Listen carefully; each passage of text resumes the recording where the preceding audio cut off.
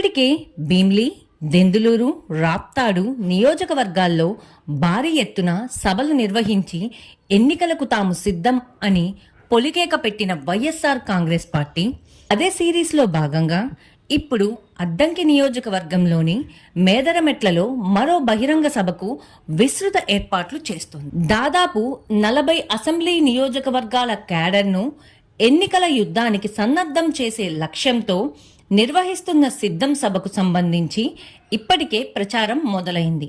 దాదాపు 15 లక్షల మంది కార్యకర్తలు హాజరవుతారని భావిస్తున్న మేదరమెట్ల సభ పార్టీకి మరింత ఊపు తేనుంది.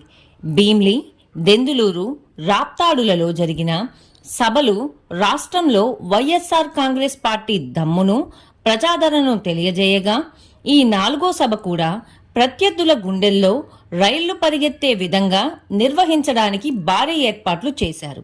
లక్షలాది మంది హాజరయ్యే ఈ సభకు పెద్ద ఎత్తున ఏర్పాట్లు చేశారు. ఎక్కువ మంది వీక్షించే విధంగా ఎల్ఈడి స్క్రీన్లు అమర్చారు.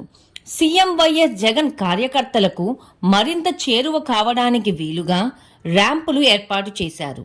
ఇదే సభలో సీఎం వైఎస్ జగన్ ఎన్నికల మేనిఫెస్టోలోని కొన్ని అంశాలను విడుదల చేసే అవకాశం ఉంది. ఇటు వరుస సిద్ధం సభలతో వైఎస్ఆర్సీపీ దూసుకుపోతుండగా, అటు ప్రత్యర్థి టీడీపీ జనసేన కూటమి ఇలాంటి సభ ఒక్కటి కూడా నిర్వహించలేకపోవడం వారి అనైక్యతను, ప్రజల్లో వారికున్న బలాన్ని తేటతెల్లం చేస్తుంది. ఒకవైపు అభ్యర్థులను ప్రకటిస్తూ వరుస సభలతో వైఎస్ఆర్సీపీ దూసుకుపోతుంటే, టీడీపీ కూటమి పొత్తులు, బేరసారాల పేరుతో ఢిల్లీ చుట్టూ ప్రదక్షిణలు చేస్తుంది. మేదరమెట్ల సిద్ధం సభ తర్వాత ప్రజల్లో సీఎం వైఎస్ జగన్కు ఉన్న ఆదరణ మరోమారు తెలుస్తుంది. దీంతో తరువాత ప్రతిపక్షాల పరిస్థితి దిక్కుతోచని విధంగా తయారవుతుంది.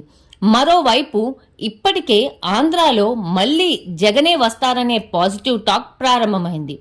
చంద్రబాబు, పవన్, బీజేపీ ఇలా ఎన్ని పార్టీలు కలిసినా జగన్ను ఎదుర్కోవడం అంత ఈజీ కాదని టాక్ వినిపిస్తోంది. అటు సంక్షేమం, ఇటు అభివృద్ధి పథకాలతో అన్ని వర్గాల ప్రజలను ఆకట్టుకున్న వైఎస్ జగన్మోహన్ రెడ్డిని నిలువరించడం కష్టమని ఇప్పటికే టీడీపీ, జనసేన క్యాడర్ అభిప్రాయపడుతోంది. ఈ వీడియో కనుక మీకు నచ్చితే లైక్ చేయండి. మా ఛానల్ని సబ్స్క్రైబ్ చేసుకోవడం మాత్రం మర్చిపోకండి.